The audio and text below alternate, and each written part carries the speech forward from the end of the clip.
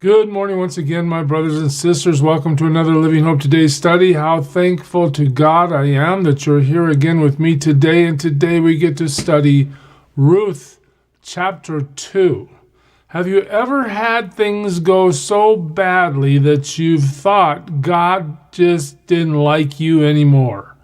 That something was really wrong, you must have done something, can't figure it out, but everything you touch goes bad? Well, that's where one of the main characters of the book of Ruth is living right now as we get to chapter 2. Her name, if you recall, is Naomi. She's gone with her husband Elimelech and her two sons, Mahlon and Chilion. She's gone to Moab to try to survive the famine, and everybody died. Her husband, her two sons, everybody died. Now she ended up with two daughters-in-law. One named Ruth, one named Orpah, and Orpah decided to go back home and stay in Moab.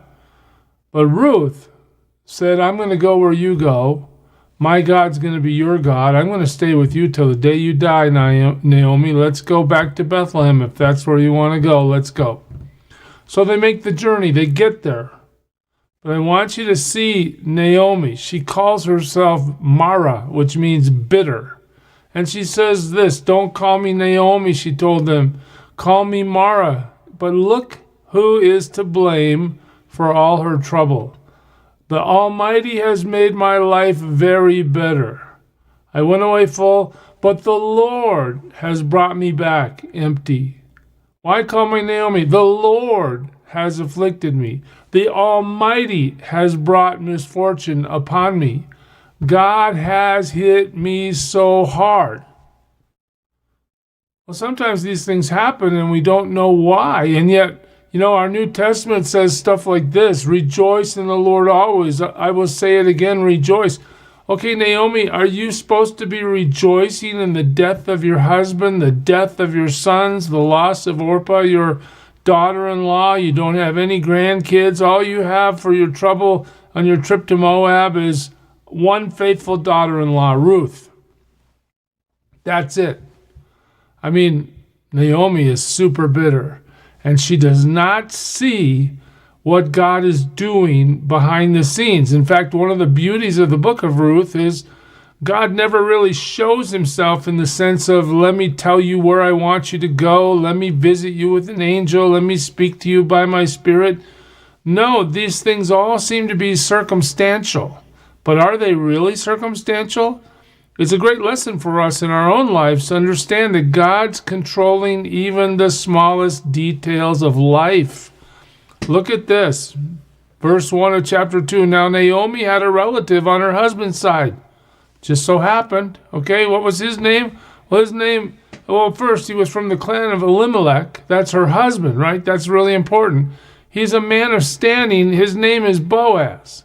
So chapter 2 begins just with a circumstance. Oh yeah, let's remember that there is a guy in the family line who's got good standing in the community. He's part of the clan of Elimelech. Oh yeah, his name's Boaz. Just so happens that's how it is. Oh, okay.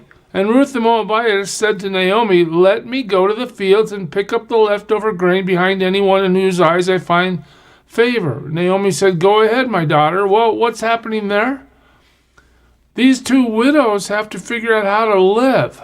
What are they going to eat? So Ruth proposes a plan. I'm going to go to the field.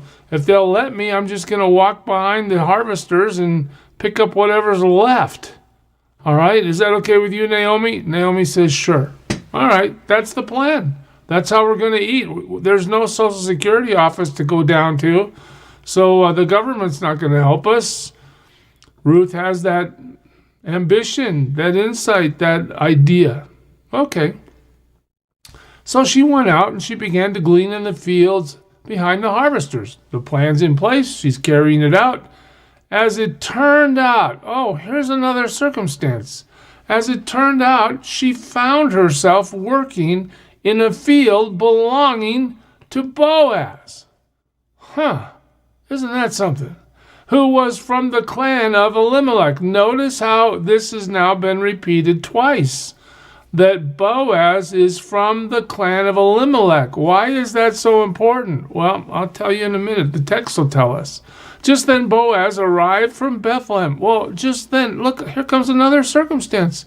Boaz comes rolling in to the field from Bethlehem. Just that day he woke up and said, gee, I think I'll hang out in the field today. So he shows up and he greets the harvesters. The Lord be with you. The Lord bless you, they called back. That's a nice greeting, but what prompted Boaz to go check out the field today? Well, was it just circumstantial, or is there a plan in place that nobody really recognizes? Boaz asked the foreman of his harvesters, hey, whose young woman is that? Because they obviously see Ruth following them through the field. And the foreman replied, she's the Moabitess who came back from Moab with Naomi. What do you think the author wants us to see in that? She's a foreigner. She's not one of us. All right? That'll come into play as well when we see God work in this story. Verse 7, she said, please let me glean and gather among the sheaves behind the harvesters. So she went into the field and has worked steadily from morning till now, except for a short rest in the shelter. Hey, this girl's a worker. She's doing her best to survive by gathering her own food behind the harvesters. So Boaz said to Ruth, oh, so now Boaz not only comes from Bethlehem, but now he decides to talk to Ruth. Okay. He calls her my daughter. And then what does he say? Listen to me. Don't go and glean in another field. And don't go away from here. Stay here with my servant girls. What's he offering her?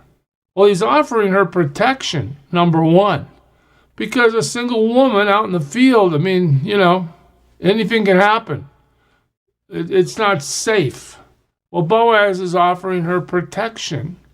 Stay here. You'll be safe here. All right? He's also offering her provision. Watch this. Watch the field where the men are harvesting and follow along after the girls. I have told the men not to touch you. So there's protection. And whenever you are thirsty, go and get a drink from the water jars the men have filled. There's some more provision. I mean, he's taking care of her. Go ahead, glean. Get some food. Get some water. I'll offer you protection. I'll offer you provision. All right. At this, she bowed down with her face to the ground, and she exclaimed, why have I found such favor in your eyes that you notice me? And notice what the text tells us again. A foreigner, all right? Again, when you read these stories, you always have to slow down enough to see what gets repeated. How many times is it repeated?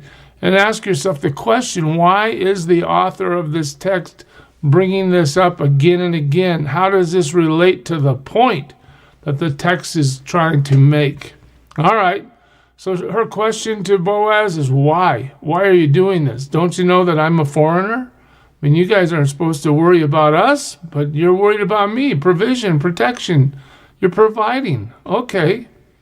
Boaz replied, hey, I've been told all about you, all about what you have done for your mother-in-law since the death of your husband. He knows she's a widow.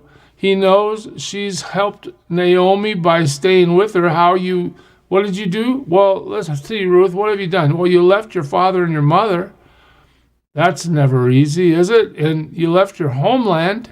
In other words, you gave up everything to be with Naomi, and you came to live with a people you did not know before. You know what? You allowed your whole life to get turned upside down to do the right thing for Naomi. That tells Boaz a lot about her character. And he says, may the Lord repay you for what you've done. May you be richly rewarded by the Lord. Notice that the Lord now, where Naomi's thinking the Lord has just cursed her, Boaz is now proclaiming a blessing through the Lord. May you be richly rewarded by the Lord, the God of Israel, under whose wings you have come to take refuge. You are being protected by God as you glean in my field and receive the protection and the provision that I'm providing for you. All right? I want you to be richly rewarded. That's what he's telling her. Okay. May I continue to find favor in your eyes, my lord, she said. You have given me comfort and have spoken kindly to your servant, though I don't have the standing of one of your servant girls. Oh, here we go, back to that whole Moabitess issue. I'm a foreigner. I shouldn't be allowed these privileges. I'm not even up to the status of the servant girls that are in your field. Why are you being so nice to me? I hope I can continue to find this favor. At mealtime, Boaz said to her, come over here. Have some bread and dip it in the wine vinegar. When she sat down with the harvesters, he offered her some roasted grain. She ate all she wanted and had some left over. Wow. So now it's getting a little more personal. Boaz brings her to the table. She eats with the harvesters, and as she got up to glean, in other words, she's going back to work, Boaz gave orders to his men. Even if she gathers among the sheaves, don't embarrass her. What does that mean? You don't rebuke her no matter how much she takes or where she takes it from. Even if she's up there where you guys are getting the harvest right off the stalk right there in front of you. That's okay. Don't embarrass her. Let her do it. That's what she's being told. Rather, pull out some stalks for her. Hey, instead of rebuking her for taking your harvest, give some to her. Pull out some stalks for her from the bundles and leave them for her to pick up. And don't rebuke her. So Ruth gleaned in the field until evening, and then she threshed the barley she had gathered, and it amounted to about an ephah. If you ask Google how much that is and then convert it, it's about 3/5 of a bushel. And if you ask Google how much 3/5 of a bushel of barley weighs, Google says it weighs about 28 pounds. All right, that's quite a bit. So she's got 28 pounds of barley harvested after a day of following the harvesters through the field. She carried it back to town. And her mother-in-law, that's Naomi, right? She saw how much she had gathered. Ruth also brought out and gave her what she had left over after she had eaten enough. So now Naomi is also being supplied. Circumstantially, she's the one telling everybody God hates her. God's done all these terrible things. He must really be mad at her over something, and yet circumstances are working out where God's provision and his faithful care is still in place. Her mother-in-law, that's Naomi, asked her, where did you glean today? Where did you work? Blessed be the man who took notice of you. Who was this? Then Ruth told her mother-in-law about the one at whose place she had been working. The name of the man I worked with today is Boaz, she said. Seems so circumstantial. Why'd she pick that field? Why did he show up that day? How did he see her as favorable and allow her to have this harvest and give her an abundance instead of rebuking her and saying, get out of my field. Here's all the stuff you need to survive. Take it. The Lord bless him, Naomi said to her daughter-in-law. He has not stopped showing his kindness to the living and the dead. And she added, that man is our close relative. He is our kinsman. He is one of our kinsman redeemers. Okay, so in Jewish culture, your family could be perpetuated if your husband died. His name could still go forward if his brother or one of his close relatives would marry you and continue the family line. All right, that's a kinsman redeemer. She's just noting that he's in the line. We've been told twice already he's in the clan of Abimelech, right? So we know he's one guy that has special status in this story. Well, then Ruth the Moabitess said, he even said to me, stay with my workers until they finish harvesting all my grain.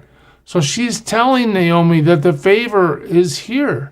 Naomi said to Ruth, her daughter-in-law, it will be good for you, my daughter, to go with his girls, because in someone else's field you might be harmed. So Naomi at least recognizes the potential danger of being in somebody's field. So Ruth stayed close to the servant girls of Boaz to glean until the barley and the wheat harvests were finished, and she lived with her mother-in-law. Well, that's the end of chapter 2. We haven't seen any big move by God's power. We haven't even really heard a prayer. All we've heard is, may God bless you, and we've heard Naomi say, God's against me. God's trying to wipe me out. My life is terrible because of what God has done to me. But here we see, even in the midst of hardship, through the circumstances that nobody yet is recognizing, God is moving and moving his story forward. We'll see that even more significantly as we continue to chapter 3 next time. God bless you, church. Serve him well today. Who is it who for sinners shed his blood, and now for cleansing all can plunge beneath that flood? It's Jesus.